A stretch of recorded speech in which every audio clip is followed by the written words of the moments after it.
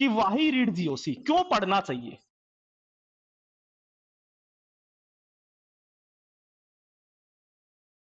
ये सबसे पहला हमारे दिमाग में क्वेश्चन अराइज होगा।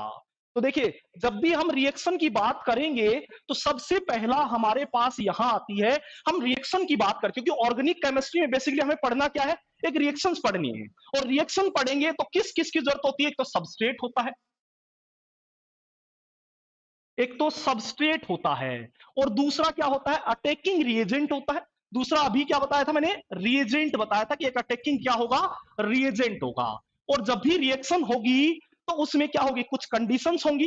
हो सकता है उसकी टेम्परेचर की कुछ कंडीशन हो, प्रेशर की हो, सॉल्वेंट की हो, किसी की भी हो सकती है। तो यहां क्या होगी, कुछ कंडीशंस होंगी, कुछ क्या होंगी, कंडीशंस होंगी, वो किसी की भी हो सकती है। तो इसके जैसे ये दोनों आपस में रिएक्ट करेंगे तो बनेगा क्या, एक इंटरमीडिएट, क्योंकि आयनिक रिएक्शंस होंगी तो ऑब्वियस बात है उनमें इंटरमीडिएट तो बन नहीं रहा होगा। तो यहां पर मोस्ट ऑफ द रिएक्शंस में इंटरमीडिएट बनता है, तो यहां पर क्या होगा, इंटरमीडिएट का फॉर्मेशन होगा। ठीक है, एक इंटरमीडिएट का क्या होगा, फॉर्मेशन होगा। और अगर इंटरमीडिएट बनता है, और अगर क्या होगा, इंटरमीडिएट बनेगा तो उसके बाद प्रोडक्ट भी बनेगा, तो उसके बाद क्या जाएगा, प्रोडक्ट बनेगा। उसके बाद क्या बनेगा, प्रोडक्ट का फॉर्मेशन होगा। और यहां से अब हम बात करेंगे, क्योंकि बेसिकली हमें ऑर्गेनिक केमिस्ट्री पढ़ना क्या है, reactions.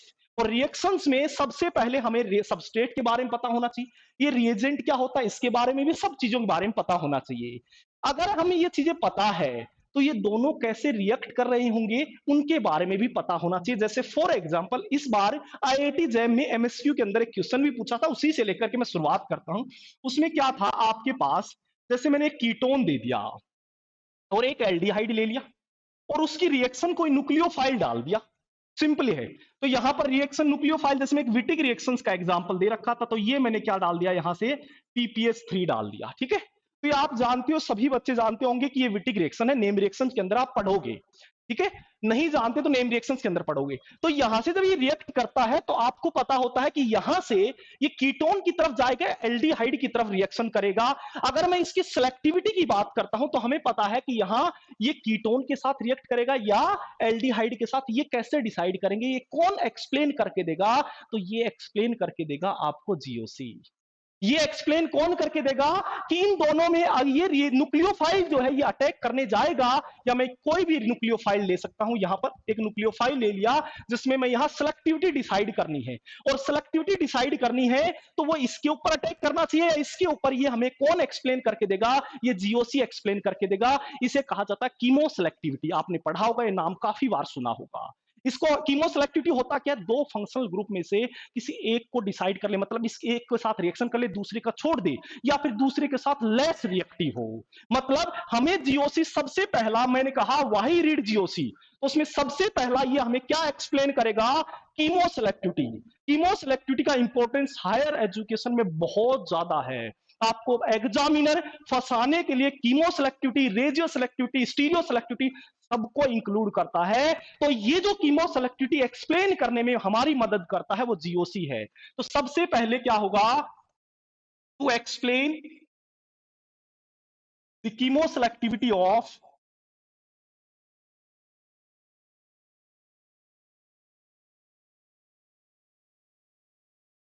In a chemical reactions, in a chemical reaction. एक केमिकल जो रिएक्शंस है उसकी कीमो सेलेक्टिविटी को एक्सप्लेन करने के लिए कौन आता है, यहां पर जीओसी आती है। तो सबसे पहला यहां पर इस टाइप की जो रिएक्शंस होगी, कीमो सेलेक्टिविटी होता क्या है, मैंने कहा दो फंक्शनल ग्रुप है, उन दो फंक्शनल ग्रुप में से किसी एक को डिसाइड कर ले। वो आगे चल के जैसे जैसे आप ऑर्गेनिक केमिस्ट्री पढ़ोगे तो वो सारा आइडिया लग जाएगा। मेरा समझाने यहां इस क्वेश्चन को अराइज करने का मतलब सिर्फ इतना है समझाने का कि हम जीओसी पढ़ते क्यों हैं। तो मैंने कहा हायर एजुकेशन में इस कीमो सेलेक्टिविटी की इंपॉर्टेंस बहुत ज्यादा होती है। एग्जामिनर फंसाने के लिए कीमो सेलेक्टिविटी हुआ, रेजियो सेलेक्टिविटी हुआ, स्टीरियो सेलेक्टिविटी सबको इंक्लूड करता है। तो यहां पर इसको एक्सप्लेन करने में कौन मदद करेगा, हमारी जीओसी। तो सबसे पहली इंपॉर्टेंस तो कीमो सेलेक्टिविटी में हेल्प करेगा। दूसरा, अगर कोई रेजियो सेलेक्टिविटी की बात आती है, जैसे मैंने कहा एग्जामिनर आपको फंसाने के लिए रेजियो सेलेक्टिविटी में भी क्या करेगा, इंक्लूड करेगा, रेजियो सेलेक्टिविटी को भी इंक्लूड करेगा। तो उसमें आपको क्या करना होगा, अगर मैं जैसे मैं सिंपली एक पढ़ते हो रिएक्शंस, ये जैसे मेरे पास कोई एल्कीन है और इसमें अगर मैं कोई इलेक्ट्रोफाइल डाल देता हूं, दूसरा क्या कहा मैंने, कोई इलेक्ट्रोफाइल डाल दिया, और जब वो रिएक्शन करेगा तो ये इलेक्ट्रोफाइल या तो इस पोजीशन पे जुड़ सकता है, या फिर ये इलेक्ट्रोफाइल, क्योंकि ये हमें पता है इलेक्ट्रॉन रिच है, ये सब चीजें आपको रिएक्शन पढ़ोगे, इलेक्ट्रोफाइल क्या है, इलेक्ट्रॉन डेफिशिएंट, तो मैंने कहा या तो ये यहां पे जुड़ सकता है या यहां पे जुड़ सकता है, तो यहां दो प्रोडक्ट बन रहे हैं। अब इन दोनों में से मेजर प्रोडक्ट कौन सा होगा, ये डिसाइड कौन करता है, ये हमें एक्सप्लेन करके कौन देता है, जीओसी जर्नल ऑर्गेनिक केमिस्ट्री ही है जो हमें यहां डिसाइड करके देगी कि आपका ये इलेक्ट्रोफाइल इस पोजीशन पे जाएगा या फिर इस पोजीशन पे जाएगा। ये हमें कौन डिसाइड करके देगा, ये हमें जीओसी ही एक्सप्लेन करके देगी। तो इसे क्या कहा जाएगा, रेडियो सेलेक्टिविटी। तो यहां से दूसरा इंपॉर्टेंस क्या एक्सप्लेन करके देगा हमें, ये एक्सप्लेन करेगा to explain the radio selectivity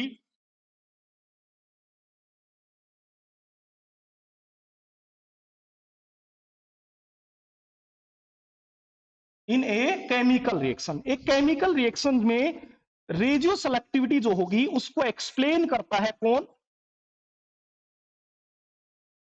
कौन एक्सप्लेन करता है, यहां पर जीओसी ही एक्सप्लेन करती है। तो यहां पर सेकंड टाइप का ये हमारे पास कौन आ गया, रेडियो सेलेक्टिविटी जो है ये हमें एक्सप्लेन करके देगा किसको, यहां जीओसी जो है इसकी रेडियो सेलेक्टिविटी को एक्सप्लेन करके देगा। ये आप पढ़ते हो सम, यहां से कीमो सेलेक्टिविटी कौन एक्सप्लेन करके देगा, जीओसी ही होगा जो इसकी कीमो सेलेक्टिविटी में हमें हेल्प करेगा। तीसरे टाइप की देखिए, ये हमारे पास, ये मैंने सिंपल ये दो इंपॉर्टेंस बताए इस रिएक्शन में कि ये जो अटैकिंग रिएजेंट है ये सबस्ट्रेट के साथ जब रिएक्ट करेगा तो कौन सी पोजीशन पे जा रहा होगा, किस फंक्शनल ग्रुप के साथ रिएक्शन करेगा, इन दोनों में रिएक्शन कैसे होगी, ये हमारे लिए हेल्प कौन करेगा, एक जीओसी ही होगी जो हमें हेल्प करके देगी, बताएगी कि इन दोनों में कौन कौन सी पोजीशन पे रिएक्ट करेगा, या फिर मैं कहूं कि यहां पर कौन से फंक्शनल ग्रुप के साथ जल्दी रिएक्ट करेगा या किसी के साथ फास्ट रिएक्ट करेगा, इस चीज के बारे में बताएगा। अब तीसरा आता है यहां पर इंटरमीडिएट। देखिए यहां से दोनों मैंने कहा रिएक्ट कर दी, तो इन दोनों में क्या किस चीज का इन्वॉल्वमेंट होगा, या तो कीमो सेलेक्टिविटी का इन्वॉल्वमेंट होगा या फिर रेडियो सेलेक्टिविटी का। अगर ये दोनों मुझे आ गए, यहां से मुझे ये दोनों एक्सप्लेन कर दिया, तो इसके बाद क्या बनेगा, इंटरमीडिएट का फॉर्मेशन होगा। और सोचिए अगर इंटरमीडिएट की यहां पर स्टेबिलिटी के बारे में मुझे पता चल जाए तो मैं वहां कह सकता हूं कि मैं प्रोडक्ट की तरफ भी जा सकता हूं, मतलब प्रोडक्ट की स्टेबिलिटी की यहां पर प्रोडक्ट की तरफ भी मैं इजीली जा सकता हूं अगर मुझे थोड़ा इंटरमीडिएट के बारे में आइडिया हो जाए। मतलब यहां पर ये तीसरा जो एक्सप्लेनेशन है, तीसरा मैंने कहा एक रिएक्शन को समझने के लिए इंटरमीडिएट बहुत जरूरी है, सबस्ट्रेट और रिएजेंट के बीच में रिएक्शन कैसे होगी इसको समझना भी बहुत जरूरी है, कौन सी पोजीशन पर अटैक करेगा, किस फंक्शनल ग्रुप के साथ रिएक्ट करेगा, इन सभी बातों को एक्सप्लेन कौन करके देगा, यही जीओसी होगी। तो यहां पर तीसरा क्या आता है, to explain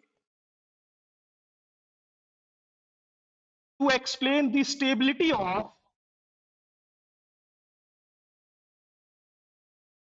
stability of a molecule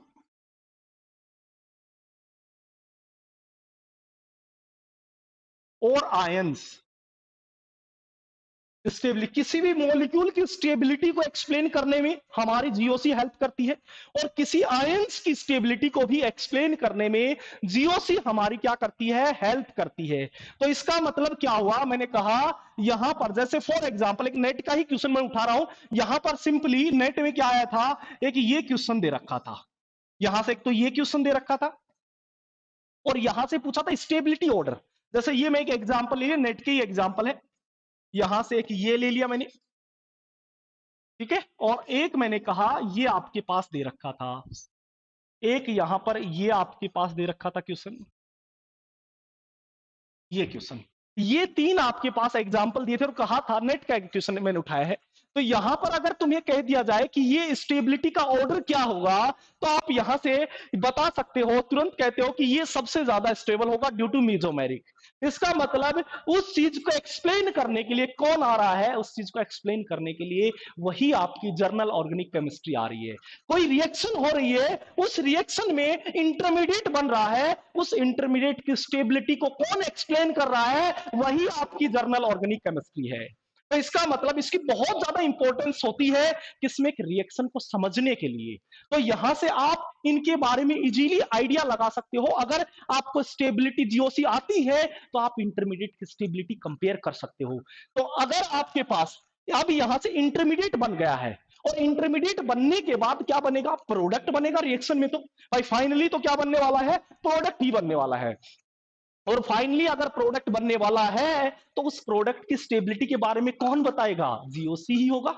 एक वही जर्नल ऑर्गेनिक केमिस्ट्री होगा, उसी के ही कॉन्सेप्ट हम क्या करेंगे यहां पर भी इंक्लूड करेंगे, जिससे आप क्या कहते हो, थर्मोडाइनिक स्टेबिलिटी और काइनेटिक स्टेबिलिटी। इसका मतलब किसी भी प्रोडक्ट की थर्मोडाइनिक स्टेबिलिटी हो या किसी प्रोडक्ट की काइनेटिक स्टेबिलिटी हो, उनको ये एक्सप्लेन करके कौन देगा, वही आपका जर्नल ऑर्गेनिक केमिस्ट्री होगा। तो यहां से आप फोर्थ पॉइंट की इसकी इंपॉर्टेंस समझ सकते हो कि अगर मुझे यहां किसी भी रिएक्शन के बारे में, किसी भी रिएक्शन के बारे में अगर उसकी थर्मोडाइनिक प्रोडक्ट पता करना है या काइनेटिक प्रोडक्ट पता करना है, तो हमें एक्सप्लेन कौन करके देगा, जीओसी ही। तो यहां पर आप कह सकते हो to explain the stability of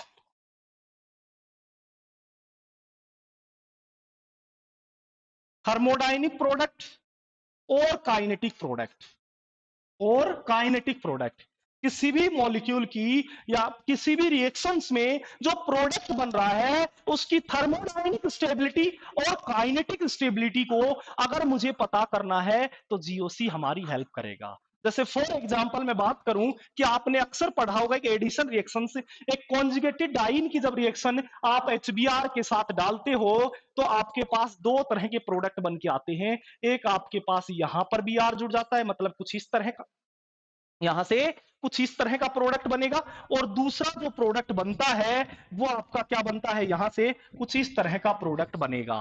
ये दो तरह के प्रोडक्ट बनते हैं। तो उसमें आप कहते हो कि ये हमारा थर्मोडाइनिक प्रोडक्ट बनता है और ये हमारा काइनेटिक प्रोडक्ट बनता है। ये क्या बनता है, काइनेटिक, और ये क्या बनाते हो, थर्मोडाइनिक प्रोडक्ट बनाते हो। जब रिएक्शन एडिशन रिएक्शन पढ़ोगे तो वो उसके बारे में आपको आइडिया लग जाएगा।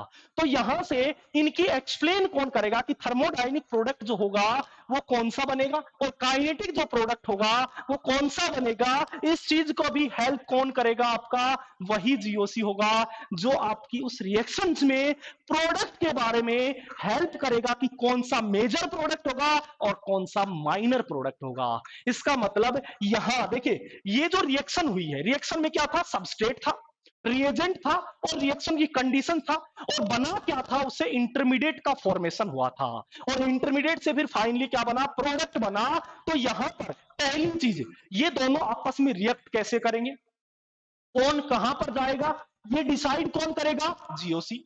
यहां पर इंटरमीडिएट बनता है, इंटरमीडिएट अगर बनेगा तो उस इंटरमीडिएट की स्टेबिलिटी के बारे में एक्सप्लेन कौन करेगा, जीओसी एक्सप्लेन करने में हेल्प करेगी। और इस इंटरमीडिएट से अगर प्रोडक्ट के बारे में जाना है तो इस प्रोडक्ट की स्टेबिलिटी को भी एक्सप्लेन करने में हमारी मदद कौन करेगा, वही जीओसी होगा। अब एक लास्ट और यहां पर रिएक्शन में जो सबसे ज्यादा इंपॉर्टेंट है, जिसमें आप अक्सर फंसते हो, वो होता है रेट ऑफ द रिएक्शन। बहुत क्वेश्चंस पकड़े होंगे, लास्ट जो फाइनली इस चीज को एक्सप्लेन करने के लिए अगर हम बात करें तो वही फिर से जीओसी आएगी। किसी भी दो रिएक्शंस को अगर कंपेयर करना है, उनकी रेट ऑफ द रिएक्शन के बारे में जानना है, तो वही जीओसी होगा जो आपकी मदद करेगा। मतलब यहां पांचों इंपॉर्टेंस जो पॉइंट होगा इस रिएक्शन का, तो यहां फिफ्थ जो पॉइंट होगा वो क्या होगा, ये एक्सप्लेन करेगा, to explain rate of the reaction.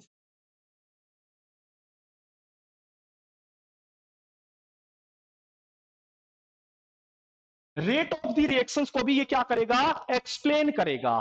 तो जैसे फॉर एग्जांपल अगर मैं बात, अक्सर आपने पढ़ी होगी SN1 जो मोस्ट कॉमन रिएक्शन है, मोस्ट कॉमन रिएक्शन है SN1 रिएक्शन ही, उसको आपने पढ़ा होगा। आप जब पढ़ते हो तो उसमें जैसे मेरे पास एक 3 डिग्री, जैसे मैं कैटायन ले लिया, यहाँ कोई ये एक्स क्या है, लिविंग ग्रुप है, एक्स क्या है, कोई लिविंग ग्रुप है, कोई भी हो गया। और यहां से जब ये अगर SN1 रिएक्शन के थ्रू जा रहा है तो इंटरमीडिएट क्या बनेगा भाई, कार्बोकेटायन बनेगा। और ये मैंने कह दिया कि K1 रेट से जा रहा है, एक मैंने दूसरा ले लिया, यहां से ये भी मान लिया मैंने, ये वही आपका लिविंग ग्रुप है एक्स, और यहां से रिएक्शन करवा दिया, वही आपके पास SN1 टाइप रिएक्शन हो गया। 2 डिग्री मान लीजिए, ये भी SN1 टाइप रिएक्शन होगी। ये मैंने कहा कि 2 रेट से जा रहा है, तो इसमें भी क्या बनेगा, एक कार्बोकेटाइन का फॉर्मेशन होगा, और यहां पर भी कार्बोकेटाइन होगा। तो आप अक्सर कहते हो कि यहां K1 की रेट ज्यादा होगी एज कंपेयर टू K2। क्यों कहते हो? क्योंकि यहां पर ये 3 डिग्री कैटायन बन रहा है, ये 2 डिग्री कैटायन बन रहा है, और उस 3 डिग्री कैटायन को एक्सप्लेन करने के लिए कौन आता है? वही आपके जर्नल ऑर्गेनिक केमिस्ट्री के ही कॉन्सेप्ट आते हैं। मतलब किसी की रेट ऑफ द रिएक्शन, कोई भी रिएक्शन हो रही है, तो उनकी रेट ऑफ द रिएक्शन को भी अगर एक्सप्लेन करना होता है, तो भी हमारी हेल्प कौन करता है? वही जर्नल ऑर्गेनिक केमिस्ट्री है, वही जीओसी है। तो ये 5 हमारे पास इस रिएक्शन, देखिए ऑर्गेनिक केमिस्ट्री की रिएक्शंस क्या होंगी, ऑर्गेनिक की अगर शुरुआत करेंगे तो उसमें पढ़ना क्या है? वही रिएक्शंस पढ़ना है, और रिएक्शंस के बारे में यहां पर कि ये दोनों आपस में कैसे रिएक्ट करेंगे, कौन सी पोजीशन पे जाएंगे, किस फंक्शनल ग्रुप के साथ रिएक्ट करेंगे, ये डिसाइड कौन करेगा? ये जीओसी डिसाइड करेगा। यहां इंटरमीडिएट बन रहा है, तो उस इंटरमीडिएट की स्टेबिलिटी को कौन एक्सप्लेन करेगा? जीओसी ही हेल्प करेगा। यहां प्रोडक्ट बन रहा है, उस प्रोडक्ट की स्टेबिलिटी को एक्सप्लेन कौन करेगा? वही जीओसी होगा। वही जीओसी हमें यहां एक्सप्लेन करके देगी कि यहां पर ये बनना चाहिए, मेजर होना चाहिए, माइनर होना चाहिए। और उसके बाद फाइनली अगर मान लो 2 रिएक्शन आ गई और आपको कहा जाए कि कंपेयर करिए इनकी रेट ऑफ द रिएक्शन को, तो उसमें भी हमारी हेल्प कौन करेगा? वही जीओसी होगा। इसका मतलब अगर ऑर्गेनिक में पढ़ना क्या है भाई? जी, और रिएक्शंस पढ़ना है, और उन रिएक्शंस को ही अगर समझना है तो जीओसी बगैर वो रिएक्शन समझ ही